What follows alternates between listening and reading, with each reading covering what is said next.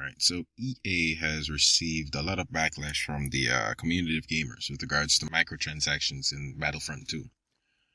With good reason, because their implementation of the microtransactions in this game, it's more focused on getting money than actually providing a good game experience. They even restricted the arcade mode.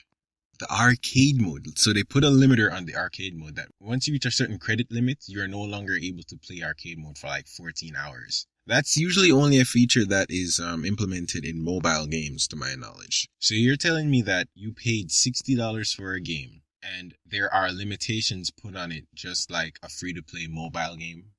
That doesn't make sense for me. That doesn't work out. No, they recently removed the microtransactions, but they will be added in the future. So like in the next 2 to 3 months, you should be seeing microtransactions return.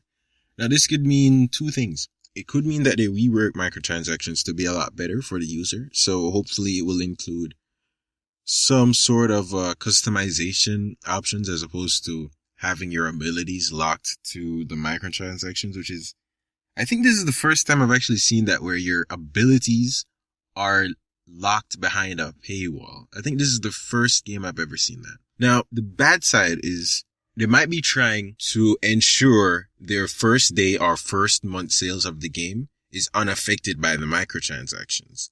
So what they would do is remove the microtransactions, leave it out of the game for the first 2 to 3 months. And once news gets out that they have removed the microtransactions, it will entice players who are on the fence to come back and pay for the game. And then after that 2 to 3 month time period, they simply add in the microtransactions as they were before. Because you've already bought the game. It's a good game. It's actually a good game. So it would work better for them to remove microtransactions and then add them later once everybody's already bought the game, because people are going to play it. A $60 game with free-to-play limitations is a weird place to be in. It's a weird place because at this point, your game is no longer just going to be compared to AAA games. So you're not only going to be compared to AAA games with regards to the gameplay and the visual aspect, you're also going to be compared to free-to-play games with regards to how pricing system is structured. So at that point, with certain games, why would you play a AAA title that you have to pay $60 for when you can play a free-to-play game and then spend that $60 on microtransactions in there? Because you're going to spend it on microtransactions anyway. It's something that I've been thinking about. I'm not sure how exactly that would work out, but I think for Battlefront 2, it works out well because it's an established franchise. They already know that you're going to buy the game. So from a business standpoint, it makes sense. Like, make money while you can. The next point with regards to Battlefront 2, it really rubs me the wrong way here. I'm not a Star Wars fan by any stretch of the word. I think it's overrated series. However, I do understand that people like the series, and there's nothing wrong with you liking the series. Now, for a third party looking in, this is an abusive relationship because most people want to play as a member of the Jedi or the Sith, and they just want to be a part of the Star Wars universe.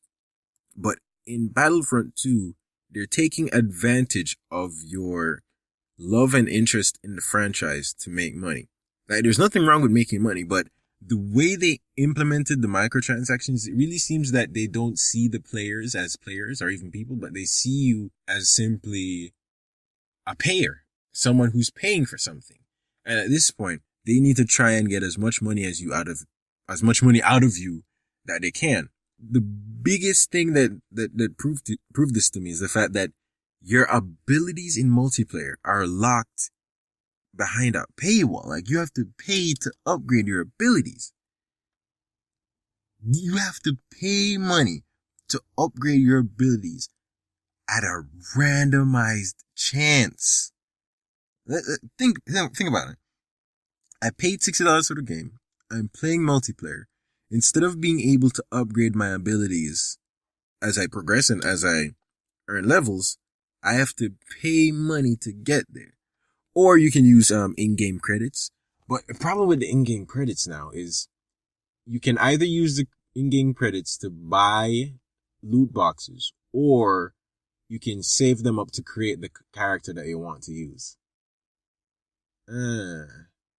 You really feel like they're trying to put you in a corner. So you have to pay. You just have to.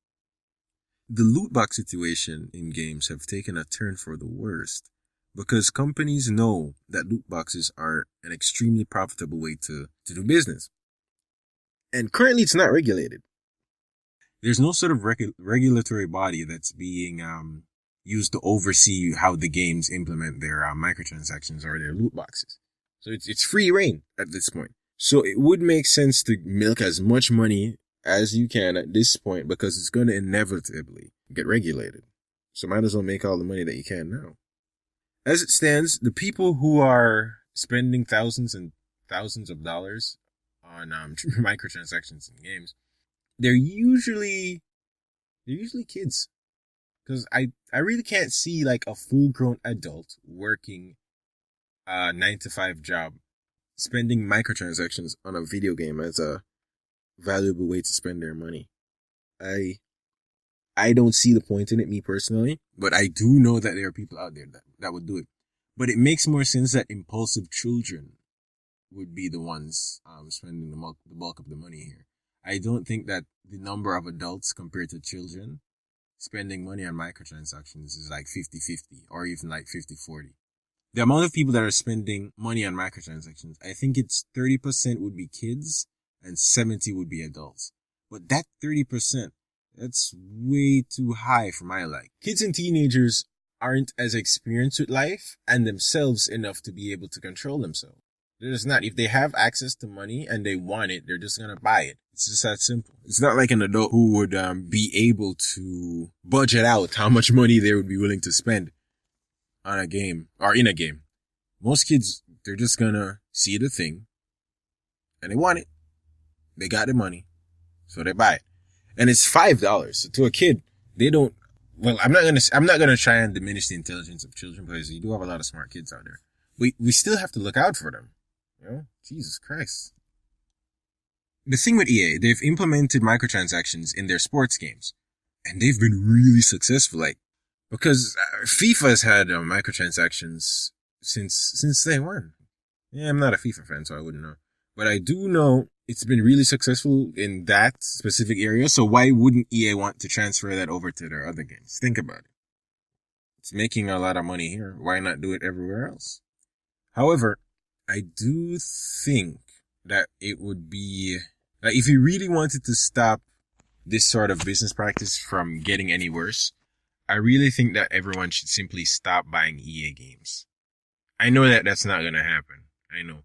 But if enough people refuse to buy their games, it's going to kind of blacklist them in the gaming community.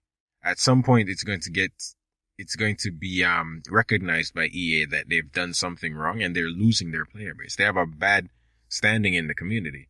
It's been like that for years. They've always been known as a scummy company.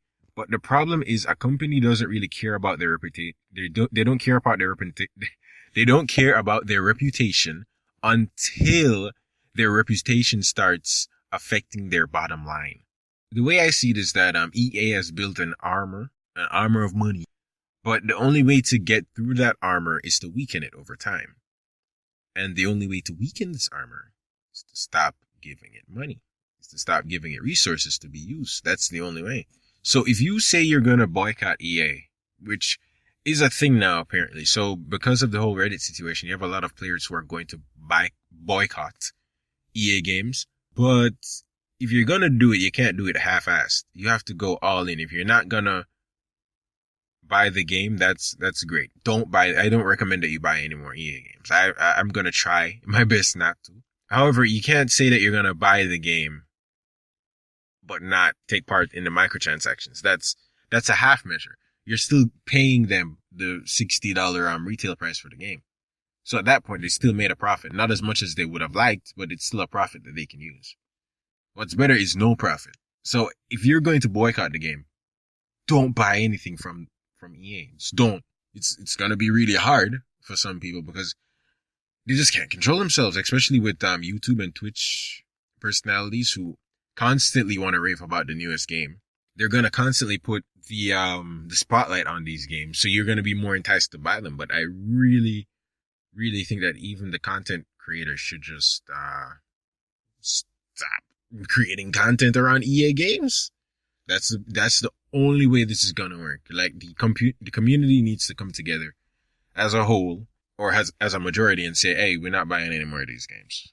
FIFA is a good test case for EA because they know how far they can go with microtransactions. And with regards to Battlefront, if you compare Battlefront to EA, the microtransactions, it would be in line with what they've done with FIFA. Because in FIFA, all of the characters are locked. All of the interesting characters are locked behind microtransactions, behind loot boxes. I'm not sure what you call them. I don't play FIFA, so I don't know what you call them. So it would make sense that they would carry that over to Battlefront 2. They've done it with FIFA. It was successful. As I said before, why not do it here now? So they're going to do it again in the future. That's what I'm trying to allude to here. They're going to do it again in the future. There's no and if or buts. They're going to try this again. And that's why I think that if you're going to boycott EA, don't buy anything. Nothing. Not even Anthem. I'm really interested for Anthem, but as long as BioWare is a part of EA, it's going to lead nowhere. Or it's not going to lead anywhere good. But what I think is going to happen is going to be corrupted by EA, or the first iteration of Anthem is going to be good, but the second iteration is going to be similar to Destiny, because Anthem is EA's Destiny. They're trying to get into the whole sci-fi loot craze. That's what they're trying to do. Hopefully I was able to articulate my points here. Thanks for spending the time to listen to me talking about EA and microtransactions.